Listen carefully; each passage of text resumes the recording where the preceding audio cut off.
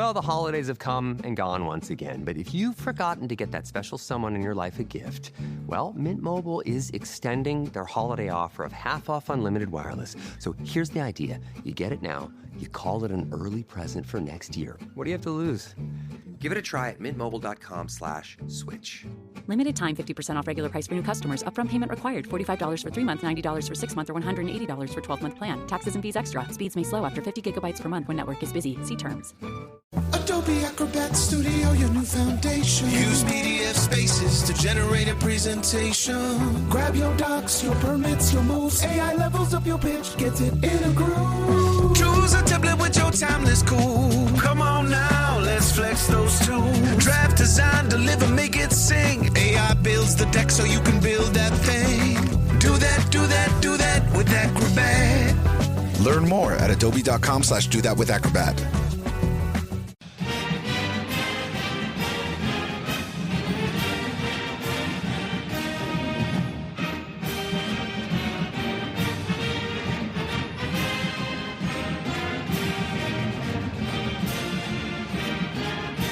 Hey there, Duke fans. Are you ready for a truly inspired and exciting edition of the Duke Basketball Roundup?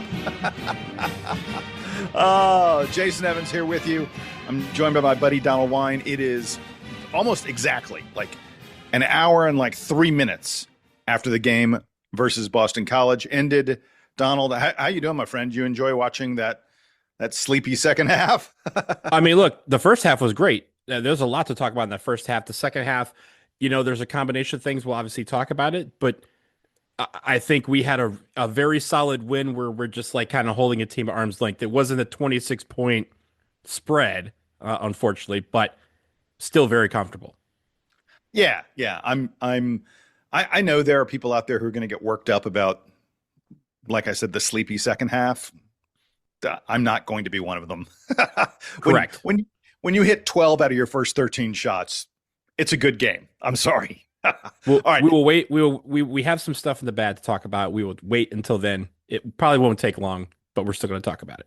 Exactly. By the way, we had warned all of you that we were going to be recording this soon after the game, and you all listened to those warnings. The dbrpodcast@gmail.com inbox exploded as soon as the game was over. Donald, why don't you give me your favorite headline that we got so far? So the first one I have three, Jason. I'll start with the first one from Brian Reckless, the one I laughed at. Early dose of CBD, Cam Boozer plus defense leads to sleepy win. Oh, I most assuredly had that one on my list. Uh-huh. I'm going to start with John Grantland, though. John gave us the Eagles landed, but they also crashed and burned. That is very, very accurate, John. Eamon McKeever, a first-timer. First of all, thank you for listening and thank you for emailing. He goes, we'll be seeing you next time. Duke slams Boston College on slam night. Adam Kuhn, who is a very, very solid, really great poster on the DBR boards. I won't reveal his posting name because he didn't tell me I could, but believe me, if you are someone who pays attention to the Duke Basketball Roundup, the Duke Basketball Report bulletin boards, you know this guy. He sent us, I think this may be like the first, I don't think I've gotten a headline from him in the past. Nice alliteration here. Boring Boston basketball, solid start Segus. I'm going to start over. Hold on. Segu. Yeah, Segue. Sorry. All right. I'm going to give it from the top because Adam deserves it. Boring Boston basketball, solid start segues to somnolent second stanza. Oh, the alliteration there. Nice job, Adam. The last one I have is also a first-timer from Billy Toth, who lets us know that he is also a Michigan and Duke fan. So shout out to you, Billy, for being a native of the Mitten.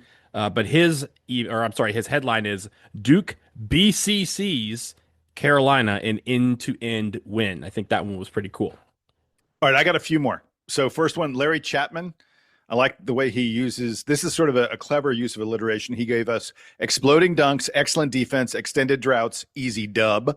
I thought that was really good. Dave Jordan, Duke turns a beauty first half into an ogre second half in reverse Shrek game. I like that. That was good. Terry Raines, roasted Chestnut Hill, Chapel Hill now preheating. That's a good look ahead to what comes up next. And last but not least, Sean Albert. Everyone knows I love a poem. Sean gave us the poem of the day. A kill shot to start, but momentum fell apart. Just give it to Cam. No need to diagram. Now to Chapel Hill we depart. Nice job, Sean. Good job, everybody, on the headlines. Really good stuff, considering you guys only had about 45 minutes to get them in. Yeah, that's a great job for listening to the last pod.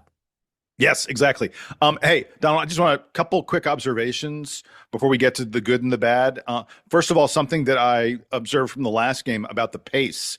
I mentioned the Virginia Tech game was our lowest possession game of the year.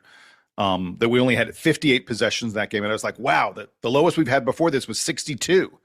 Well, in this game against BC, Duke only had 61 possessions. So it's our second slowest game of the year. It's going to be quite a transition to when we play Carolina, because the Tar Heels, and look, this is not us previewing that game. We're going to have tons of that over the next couple of days. But just in terms of reality, North Carolina's a team that usually is playing above 70 possessions per game. So for Duke, it's just a really interesting contrast that's going to come up. I also wanted to note the yellow Tatum 4 shoes that the guys were wearing. That Jason Tatum sent down the team. I thought those things looked fly. I thought they looked great. I know some people were a little bit like, what are my eyes doing to me? I thought they looked awesome. They were awesome. They paired them with the Navy Brotherhood jerseys, so they wore those at home. So it actually had that nice little contrast there. I think Zion O on Twitter said it was the first time that Duke as an entire team wore Jordans in a game. Of course, they're not going to be wearing them on Saturday. But right. I like the fact that they had those. I like the fact that the CBO, as they call them, hooked them up with something fresh. I enjoyed them. I also enjoyed, Jason, we mentioned the Slam night at Boston for this game. They still have their pop-up shop going. They were able to get it going for today, tomorrow, and Thursday due to the weather, but they were giving out Slam t-shirts to some of the students. And I saw a bunch of them in the crowd. Yeah, a bunch of them in the crowd. And I just want to know, students, if anybody got a 2XL that they're not going to hold on to, send it to me. I'll hold on to it and make sure that it's worn with pride. I like it. All right. Hey, let's get to the good. I'm going to start clearly with the fast start for Duke. This is a team, Donald, we have talked about it again and again and again. This is a Duke team that often seems to get off to slow starts. That was not the case in this game. As I mentioned, we hit 12 out of our first 13 shots, on our way to hitting better than 60% from the field in the first half. I wanted to note, by the way, and as one of our listeners noted, we had a kill shot to start the game. The announcers were saying it was 11-0. It was actually a 13-0. Yep. A 13-zip kill shot to start the game. If you have a kill shot at the very beginning of the game, does that mean that BC is officially dead for the rest of the game? I think it might. That's what it's set up to be, right? Like once he came back, you had the what we'll talk about later is the play of the game during that stretch of the first 3 minutes of the ball game. And they came back. They even added another point because Cam Boozer's first shot that was ruled a 2 was a 3-pointer, and then Pat hits 2 free throws, and all of a sudden you're like, oh, it's 13-0. This is going to be a game where they're at least able to hold off BC the rest of the way, and they did. Yeah, exactly. Look, BC never cut it to less than 9 points. Ken Pomeroy's computer never had Duke at less than 98.7% to win this game. I think that was probably the number at the very start of the game, and then it did nothing but go up from there. I did want to note, you mentioned that long shot that Cam took at the very start of the game that was ruled a 3, that at first was a 2. When I thought it was a 2-pointer, I was like, no, we're going to ruin our 2-point field goal distance statistic. I was like, no, what are you doing? But they correctly determined that it was a 3-pointer. But I wanted to note that a couple minutes later, Isaiah Evans took a 17-footer. The shot clock was winding down a little bit. I guess I understand why he took it, but I was like, guys, 17-footers, 19-footers, what are we doing? We're killing the 2-point field goal, the mid-range shot statistic that I love to cite about this team. Yeah, we took a few of those, and I think, again, a lot of the threes weren't falling, so I guess if long twos are falling, that sounds great. Jason, I want to give you a stat here that I saw online. Duke Sports Information put it out. It's about Cam Boozer. Cam Boozer has recorded at least 14 points, 5 rebounds, and 2 assists in all 22 games this year. It's the longest such streak by any player in the 21st century. Wait. Any Duke player or any player anywhere? Any player in the 21st century. No player in the 21st century has gone 22 games with at least 14 points, 5 rebounds, and 2 assists in each one of those games. That's outrageous. That's ridiculous. As you know, as should be obvious, Cam had a 10-5-5 game because he had 5 steals. 5 steals, exactly. That's an unusual 10-5-5 game for us. He had 19 points, 12 rebounds, 2 assists, and 5 steals. I don't know what you can say more about. We do it every single game. You and I constantly talk about it. The announcers constantly talk about it. You know, Donald, I want to go back. Over the summer, we started talking about the fact that Cameron Boozer was going to be we expected him to be one of the most dominant statistical players that we've ever seen at Duke. You can say those words, but to actually see them in action is special. Again and again and again. And by the way, the team looked lost. Every minute he was on the bench, the team did not look good in this game. But for him to keep on doing what he keeps on doing, game after game, as you said, 22 games in a row now. I mean, 14-5-2 is a good game from any player in the country. And that's like his low bar. That's like the worst he can possibly be in a game. It's again, I've run out of words to describe what he is doing every single night. I mean, look, like I said, longest such streak in the 21st century. I would like to remind everybody that it's 2026. We are entering the 26th year of the century. Like, come on now. This is historic stuff that we're seeing from him. And it's just fun to watch. And like you said, whenever he was in the game, Boston College at a certain point was just like, what are we going to do, coach? Like, we can't stop him. They had 2 guys on him. He would score on him. He had a guy in his face. He would dunk in his face. They'd put 3 guys on him. He'd pass to somebody who'd pass it back to him when they only had 2 guys on him, and then he'd score. It was just an amazing, and again, it just felt like, it's funny enough, it feels like he's still kind of like, you know, with lingering symptoms from just being under the weather. The whole team just looked like they have still some of those lingering symptoms, and still they were able to just get out to this really, really fast start on the back of Cam Boozer. Yeah, and on the back of paint dominance. You know, we were hitting some threes in the first half. We'll talk more about that. But Duke had 7 dunks in this game, which is 1 off of our season high, which we set against Virginia Tech. Again, if you haven't listened to the Virginia Tech recap, a lot of the things I'm talking about here were part of the part of what happened in that game as well. So 7 dunks in this game. I think I'm not certain. I think all but one of them came in the first half when Duke was really dominant. We won points in the paint, 38-18, 20-point margin of victory on points in the paint, although we've ended a 5-game streak of having 42 points in the paint or more. We had 5 games in a row of that. 38, we obviously came very, very close. And if we hit a couple bunnies, good God, we've missed bunnies in the second half, we would have been at 42 plus for this game as well. We only won Donald's second chance points, 8-4. We only had 7 offensive rebounds.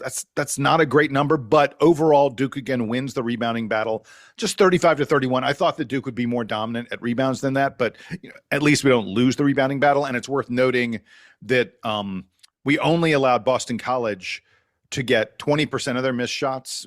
Duke had a defensive rebound on 80% of their shots, which is a pretty darn big number. That's a really impressive number. We just did not allow them to get second chance points hardly at all. Jason, I want to talk about the defense because with about 13 minutes left in this game, I believe Boston College had 31 points. And I texted my best friend and said, if we could keep this under 50, I'd be great. I'd be happy. They ended with 49 points. And of course, they ended with Slim blocking a 4-footer that Boston College is going to have that would have put them over 51 points. But Jason, here's the stat, right? Okay, 38% from field goal land. Okay, that's cool. 25% from 2 is what Boston College shot. Did a good job there. We forced 12 turnovers, 10 of those being steals. Awesome number, that steal number. I love that number being in double digits. But Jason, what did you say in the preview about Boston College? That they have the best free throw defense in the country. And tonight, our free throw defense allowed them to shoot just 44% from the line. I love that stat. I don't know how we did it.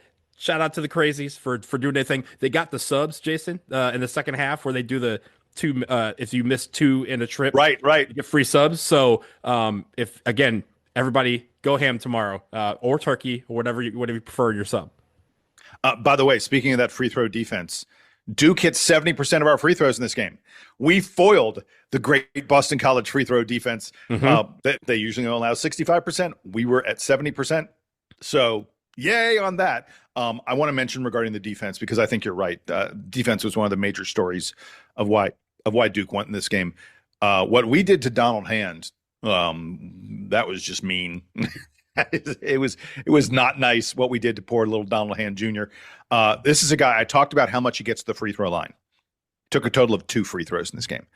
I talked about how much, how high his usage rate is, how much they rely on him for their offense and to create things for themselves. He only took a total of 8 shots. He only hits 2 of them, but he only took 8 total shots in this game. Duke did a really, really nice job of making his life very, very difficult in this contest. And that's one of the reasons that Boston College struggled so much on offense. They were getting some stuff from a couple other guys, but Donald Hand is really, he's the engine driving the train, and the engine wasn't going anywhere in this game. And, there was a stretch in this game, and I know we'll probably talk about where I think we went 12 minutes without a field goal from the floor. And in that time, I think we only allowed 3 points to Boston College. So it felt like we were struggling, but our defense was always there. We got a few free throws in there too. Yeah. We got a few free throws, but like if you go through a stretch where you are not scoring for 12 minutes from the floor and you look up and the score is roughly the same, like that's a really good output on your defense. And I will say our defense just felt like it was the one thing that was going to be suffocating no matter what. The stuff that Boston College was hitting in the second half was like bank shots and like shots, basically like throwing it up and hoping that it goes in. A lot of the first half shots that weren't going in were the same thing, where it was late in the shot clock and they all of a sudden look up and go, oh no, there's several guys in my face. Let me just go ahead and just jack this up from 30 feet and hope I get a foul call or hope it goes in or something like that. And it just wasn't. I thought our defense was spectacular on the night because they were able to keep Boston College in front of them. And when Boston College decided to get aggressive, we were able to protect the rim. We were able to steal the ball. We were able to pick off some passes and otherwise just disrupt their flow. I thought that was terrific how we did it. Yeah, and one other thing on the defense that I want to mention is Duke forcing or allowing Boston College to do what Boston College likes to do, which is not a good thing, which is taking mid-range jumpers. Boston College attempted 16 shots from mid or long range 2-point shots, 16 of them. That's just, God damn, it's just so many. Now, props to them. They hit 7 of them, which is pretty darn good, considering that's a very low percentage shot. But I just like, as I said in the preview, let this team do the things they do badly. Let them just keep on doing it. And that's what Duke was able to do on defense. It is worth noting when talking about, mid-range jumpers that Duke in this game attempted 4 mid-range jumpers. We didn't hit a single one of them. Can we please stop? Please just, I know. Look, if Isaiah's wide open, he's allowed. I guess there are a couple other guys. I mean, if you get open at the free throw line, okay. But man, just don't take contested mid-range jumpers. They are a bad place for your offense to go. I mean, look, that happens. It's one of those things that's hard to get out of your game when you have it in your game. And it's just about, again, picking those right spots and being open when you do. Again, we're going to see them more and more. We can't get frustrated at a couple, but I think the emphasis being on getting the ball down low within basically the restricted circle. That's what we do best, is inside that circle. And tonight, man, every time we got the ball within like 5 feet, it was 2 points. Not exactly. We missed a lot of bunnies. It wasn't Boston College's doing. We'll say that. Right. Yeah, exactly. All right. We're going to take a quick break. On the other side, talk about some of the things we need to work on. And we're also going to have the play of the game. I guarantee you that Donald and I have the exact same play of the game. We'll have that in just a moment.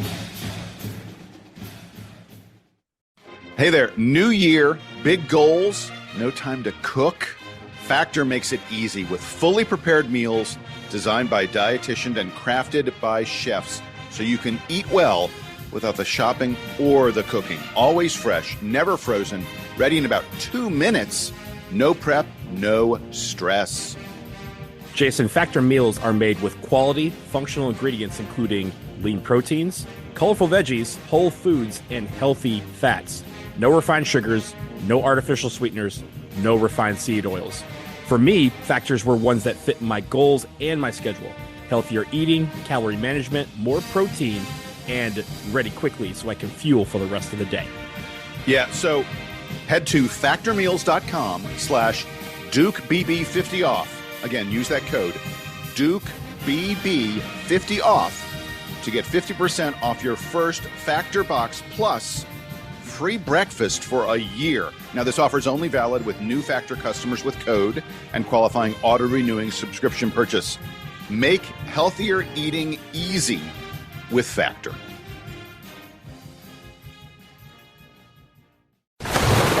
Raise the runners! Raise the sails! Raise the sails! Captain, an unidentified ship is approaching. Over. Roger. Wait, is that an Enterprise sales solution? Reach sales professionals, not professional sailors. With LinkedIn ads, you can target the right people by industry, job title, and more. Start converting your B2B audience today. Spend $250 on your first campaign and get a free $250 credit for the next one. Get started today at linkedin.com/campaign. Terms and conditions apply. Every sip of Coca-Cola brings you closer to the excitement of the FIFA World Cup 26.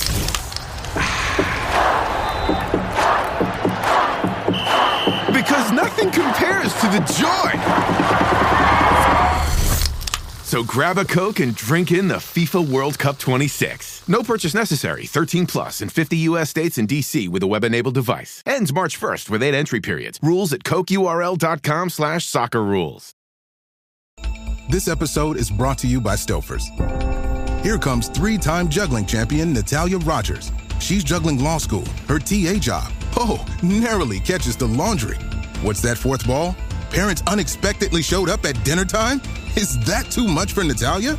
Not with Stouffer's Chicken Alfredo and its mouth-watering mix of Asiago, Romano, and Parmesan. When you're juggling 4 things at once and the clock strikes dinner, think Stouffer's.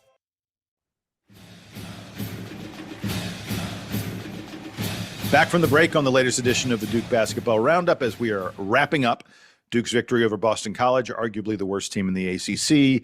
This was a game that Duke was favored by 27 points approximately. You know, you can get a line, within a point or two of there. We only won it by 18. Whatever. Again, we got out to a huge lead and we just kind of went, okay, and we coasted from there. If you want to be worried about that, fine. I just don't think it's something that you need to worry about. But the second half, Donald, the second half offense especially, was just sleepy. There's just no other way to describe it than that. Duke was 0 for 7 on three-pointers in the second half. We only hit 27.8% of three-pointers on the game.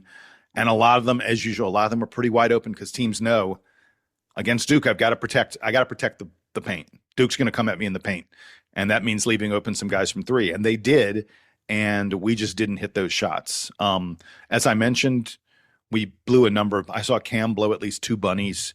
I saw Patrick Gongbo was just 1 of 4 on 2-point field goals in this game. A game after I raved about how you cannot guard Pat or Cam in the post one-on-one, that it just wouldn't work. And BC tried to do that. BC really didn't double very much at all, Donald. I'm not sure if you noticed. Mm-hmm. But Pat and Cam just weren't finishing quite as well as they usually do.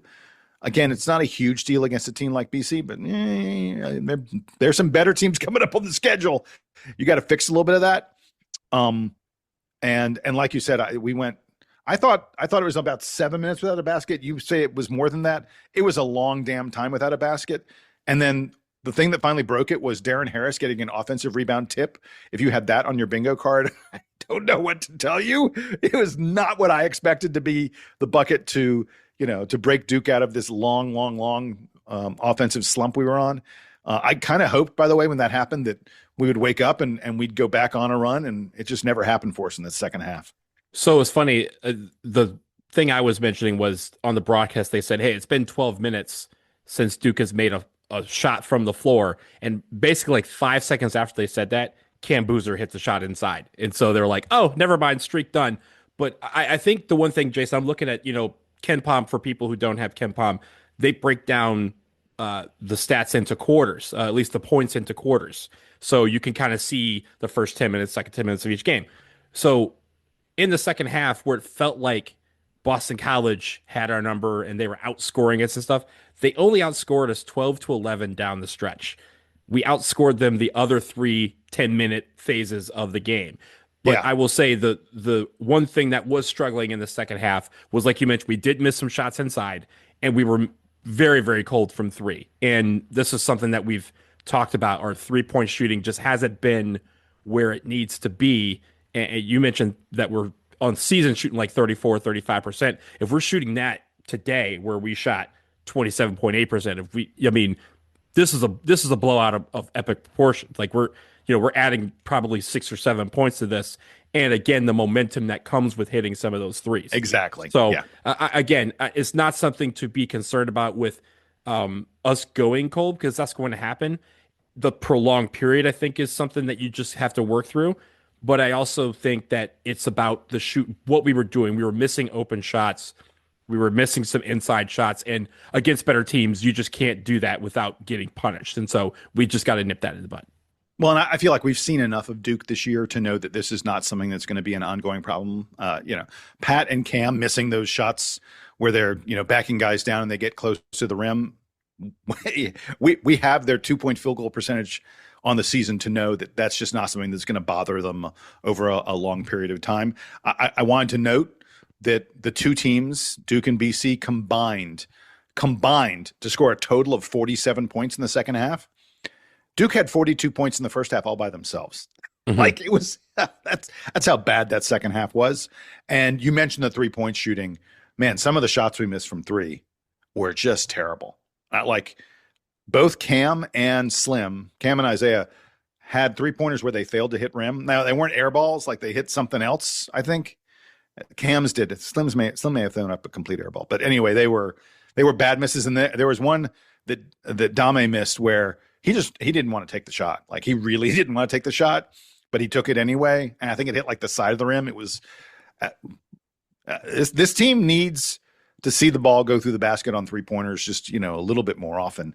I do think, Donald, in terms of, some of the second half offensive woes, I think Jon Scheyer was doing a little bit of experimenting, or maybe just a little bit, taking his foot off the gas, just sort of like, let's see what happens here with some of the lineups that he was running out there. At one point, I noticed that Cam, Isaiah, Pat, and Caleb were all on the bench. And it wasn't like, very into the game. It was like the middle of the second half or so. And I looked out there. I was like, well, I have no idea where we're getting offense from with this lineup. Like, is like Caden the best offensive guy out there, or Nick maybe? I mean, like it was 5 low usage players on the floor. Let's just put it that way.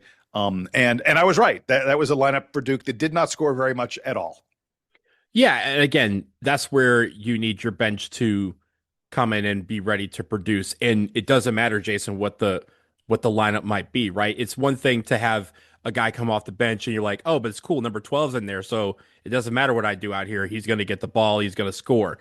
You can't rely on just one person or 2 people for scoring. You have to make sure that everybody, when those guys get the rest that they do need for those stretches where we absolutely need them back in the game, or if one of those guys hits foul trouble, you need to have someone else step up. And it doesn't have to be the same person every single night, but somebody has to be ready to be their microwave and come off the bench and produce offensively so that we're able to really get and make it where it's a level playing field and there's no drop off in production or quality until those guys come back in. And again, it's also demoralizer for the other team. If you see the fact that, again, Boston College was demoralized because they had their best stretches, as you mentioned, when Cam Boozer was out of the game. But then when you look up, and Cam checks back in, and they maybe have moved the needle like 1 point, or it's been gone like 2 the other way. It was very rarely where they made up a ton of ground where they go, okay, we can get something building here.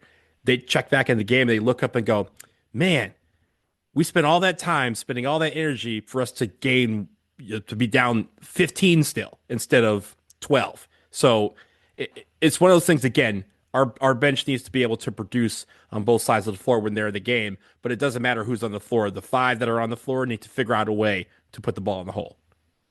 Yeah, I agree with everything you had to say there. The last thing I wanted to mention in the bad, and I hate to bag on the guy. He's one of my favorite players. He's someone I've wanted to get more minutes constantly. I thought Darren Harris had a really rough game. I thought he did not look comfortable out there at all. I don't blame him for that. He has clearly fallen to the back of the rotation.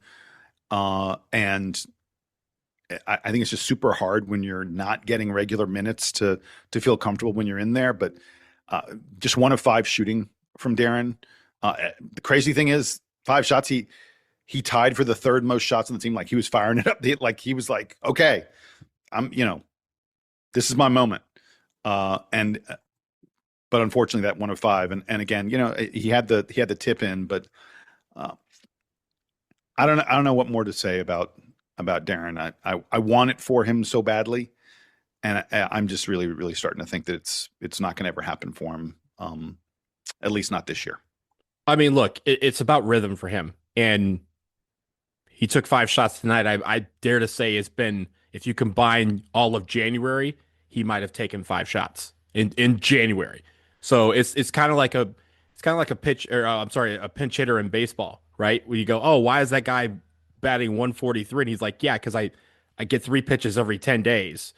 And it's hard to develop a rhythm in that regard. But you have to earn your time on the floor. And so when you're on the floor, you got to figure out a way to get in rhythm pretty quickly. So I think that's something he has to work on over the coming weeks, because honestly, Jason, you don't know what we're going to need in this tournament. How many times have we looked at that 8th, 9th guy in the NCAA tournament to make a play, and they come up huge? Grayson Allen was, what, an 8th or 9th guy in 2015 when he started during the Final Four. So you don't know where production is going to come from, but everyone has to stay ready, saying got to get ready, and they'll always be ready. I've always said that. So Darren just needs to continue to keep fighting, keep pushing, because, hey, this one for 5 could easily be 5 for 5 in a couple weeks if he applies to it, because we got some tough games coming up that we're going to need him.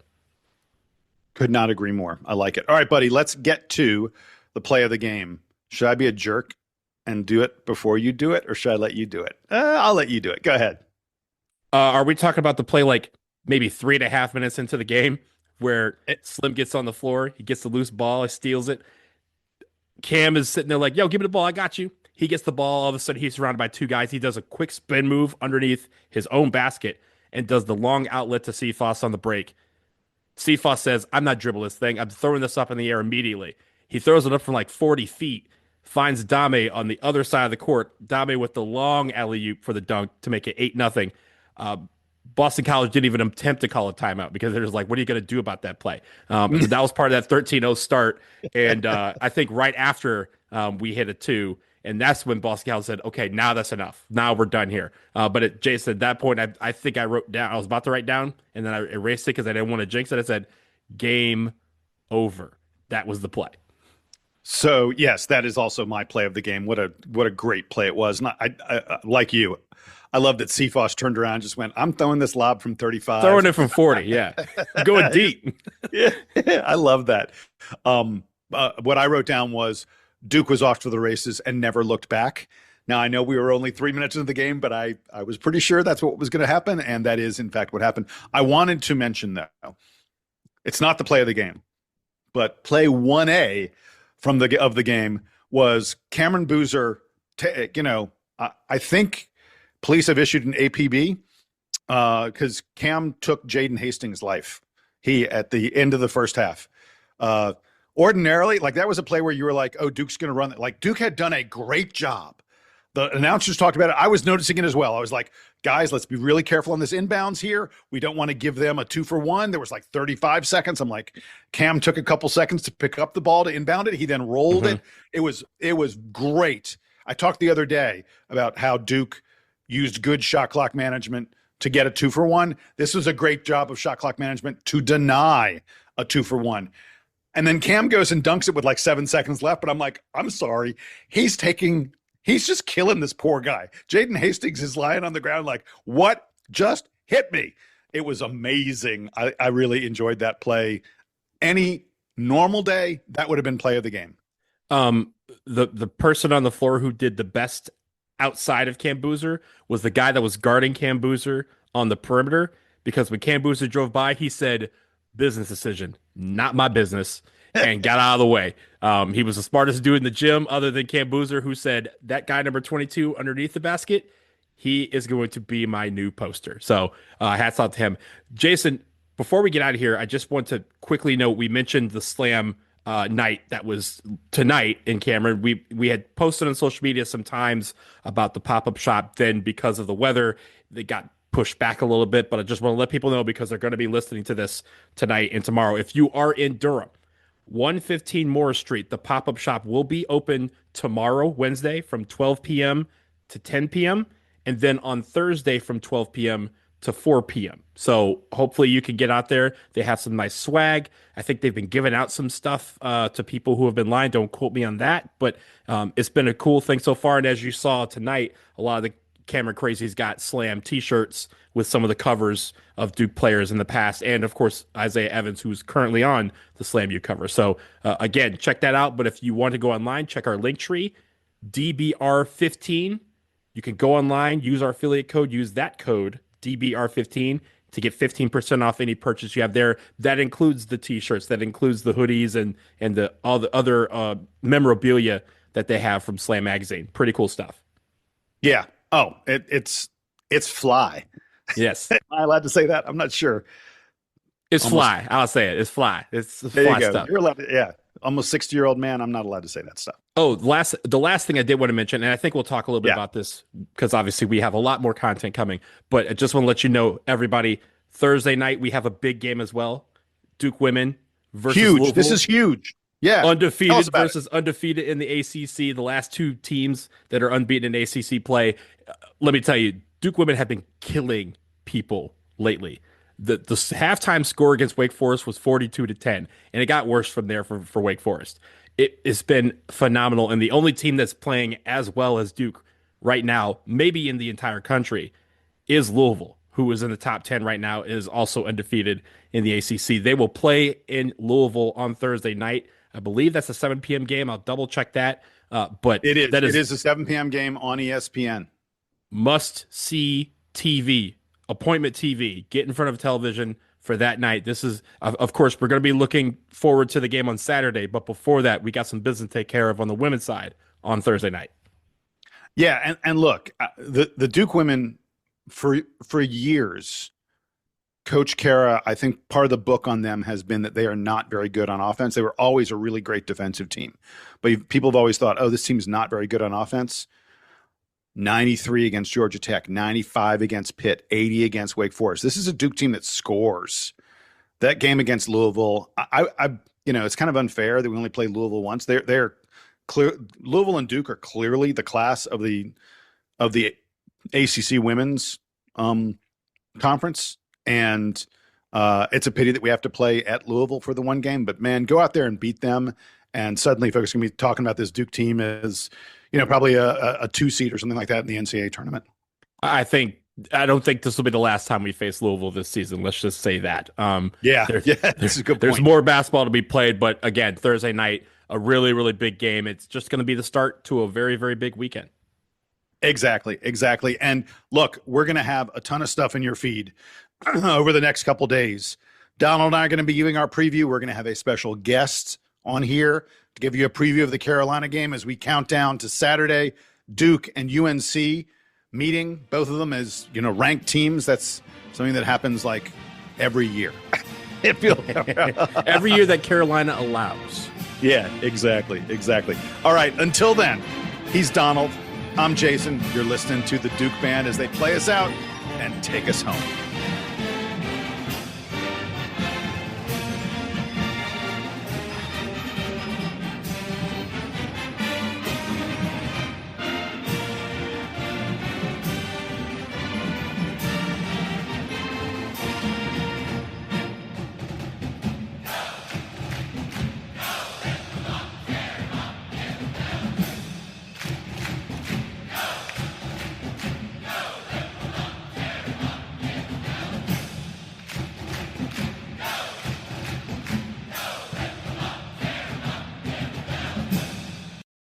Starting a business can seem like a daunting task, unless you have a partner like Shopify. They have the tools you need to start and grow your business. From designing a website to marketing to selling and beyond, Shopify can help with everything you need. There's a reason millions of companies like Mattel, Heinz, and Allbirds continue to trust and use them. With Shopify on your side, turn your big business idea into... Sign up for your $1 per month trial at shopify.com/special offer.